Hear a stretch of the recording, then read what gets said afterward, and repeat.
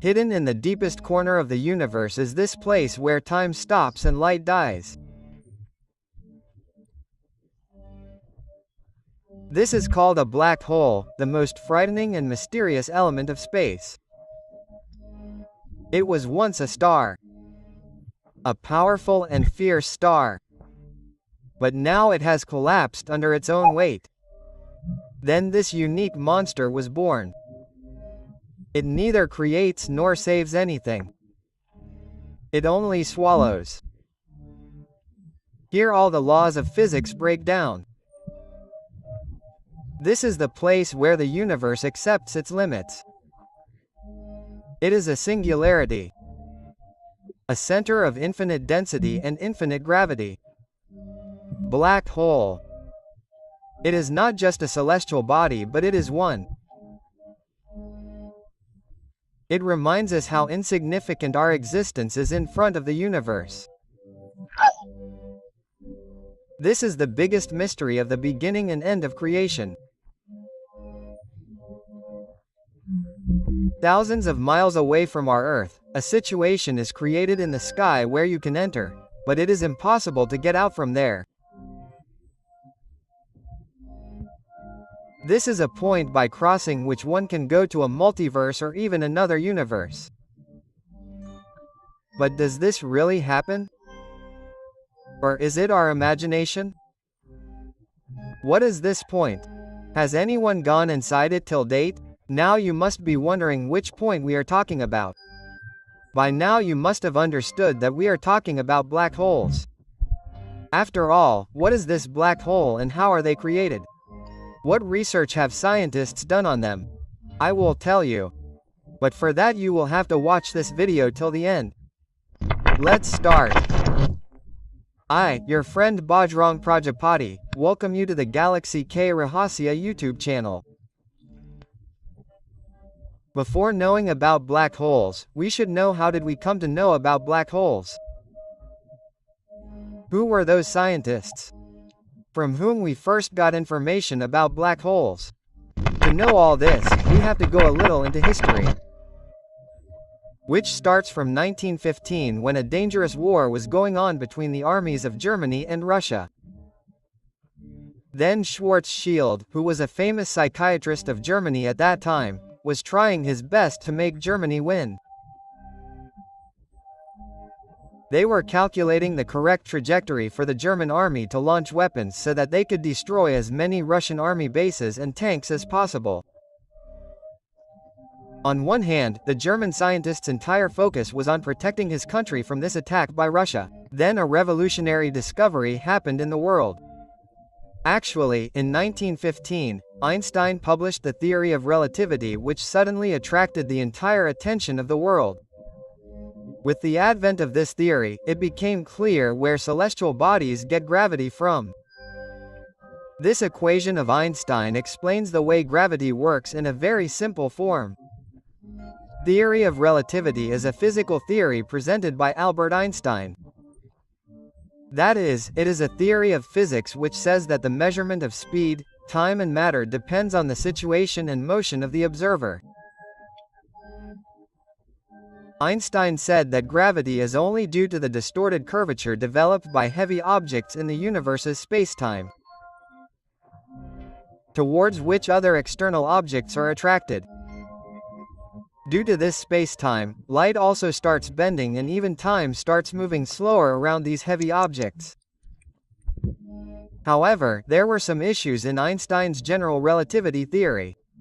At some places, this equation was working, but at many places, it failed completely. During this time, German physicist Schwarzschild also noticed this theory of Einstein.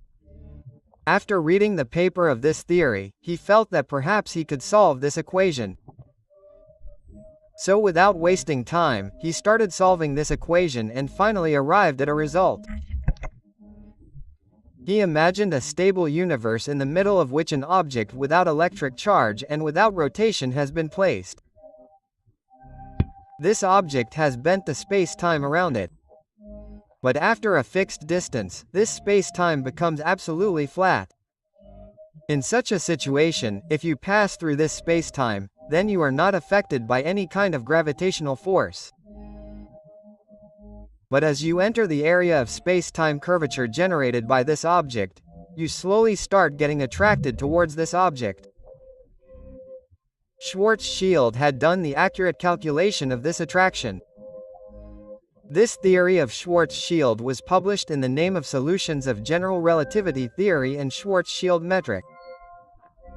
But when other scientists saw this new relativity theory, they found some problems in it as well. For example, if we consider the distance of this object to be 0, then we get infinity. That is, in this situation, this equation also breaks and its results break the rules of mathematics and physics. In the language of science, it is called singularity. Singularity means a point and state where general rules do not work. Two conclusions emerge from the breaking of this new theory of Schwarzschild.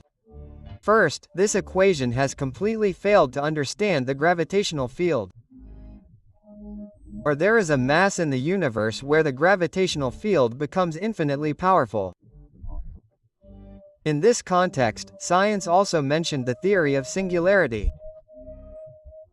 Another scientist said that there is no such object and point possible in the universe where the gravitational field is infinite. But there is a limit to the contraction or breaking of any star into pieces. When stars are in their young age, the inward force of gravity acting on them remains balanced due to the fusion reaction taking place in their center. But after the star dies, the inward force of gravity becomes more dominant. Because by this time the fusion of the star has completely ended. Its fuel has finished. Due to which the star starts contracting at a point with its existing mass. The nuclear force prevents it from contracting completely, which keeps electrons, protons and neutrons away from each other due to their adverse charge. This nuclear force maintains a distance between them, due to which the star does not contract completely. But due to the reaction between the atomic particles, the distance keeps decreasing and its size also becomes very small, due to which stars with very high gravitational force are formed. This study was done on white dwarf, i.e. Sirius B. Now a question arises here. Can a star contract more than a white dwarf? Its solution was given by Indian physicist S. Chandrasekhar in 1930. During his studies in England, he started researching the limit of attraction of the star and found that after a certain mass, the gravity becomes so high that it can defeat even the nuclear force. It can even contract a white dwarf. This maximum mass limit has been named Chandrasekhar limit. According to Chandrasekhar limit, if the mass of a star is more than this limit, then when the fusion process inside the star ends, the gravity force will increase so much inwards that the atomic particles of the star like electrons and protons will cross each other's charge force and join together. Fusion in this situation will be almost impossible. This prediction was made in reference to a neutron star. But at that time no scientist was able to understand that a star can be so compressed that it follows singularity. That is, a black hole can be constructed. We got the answer to this theory of SWA's child during World War II. When there was a war going on in one world, on the other hand scientists were doing research on their theory. One of these scientists was also Oppenheimer, who presented weapons like nuclear bomb to the world. But before this, he, along with another scientist, published a paper on black hole singularity, in which he told that the mass of a neutron star also has a maximum limit. On crossing this limit, the force between the neutrons cannot stop the star from contracting completely.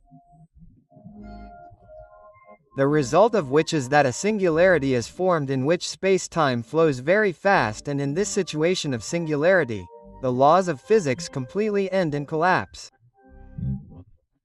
In this situation, neither time nor space works. Oppenheimer and other scientists gave a new theory about singularity. But Einstein was not ready to do this theory. Therefore, he read the papers carefully and reached the conclusion that when time stops at the singularity, no object can enter it. That is, either we are not able to understand it correctly or there is no such thing as a black hole in this universe. Oppenheimer also found Einstein's statement to be correct to a large extent, and he conducted a session on this. Oppenheimer said that before reaching the singularity, an object has to cross the event horizon as per the Swiss child prediction. As I said, the speed of time increases a lot in this. Therefore, the photos present in it are also not able to reach the other observer. That is, time stops here for the outside observer. Whereas the observers outside are not able to notice the stopping of time and keep getting attracted towards the singularity. While understanding this theory, it should be kept in mind that Oppenheimer is talking about time and not about gravity, because the gravity of a black hole is so high that it forces any object present around it to break. And as we all know, we are all traveling in time. In such a situation, when we draw a line of light traveling at a high speed of 45 degrees from the perspective of spacetime, we get two different fields in spacetime. When we enter a black hole from the universe, we have only one way, and that is to go into singularity, that is, to merge into nothingness.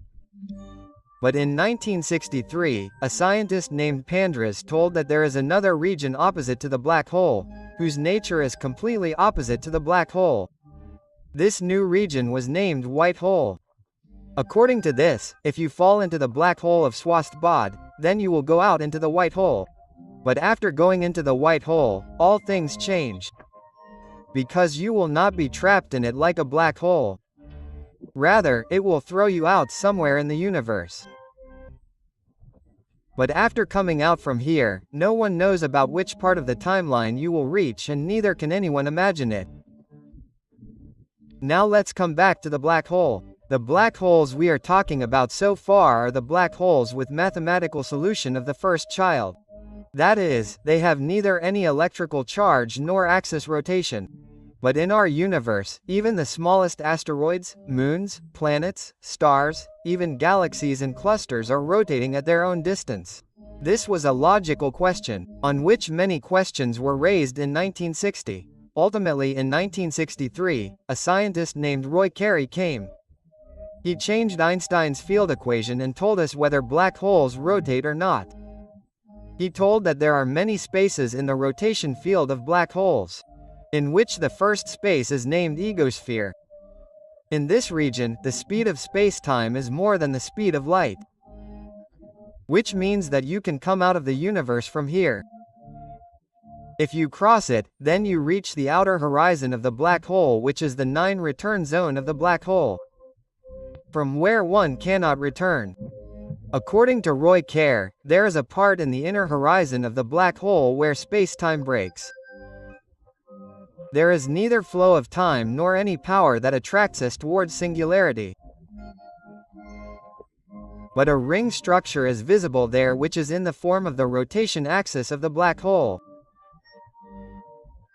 Most scientists believe this theory, and they say that if you cross this ring-like structure, you will reach a white hole,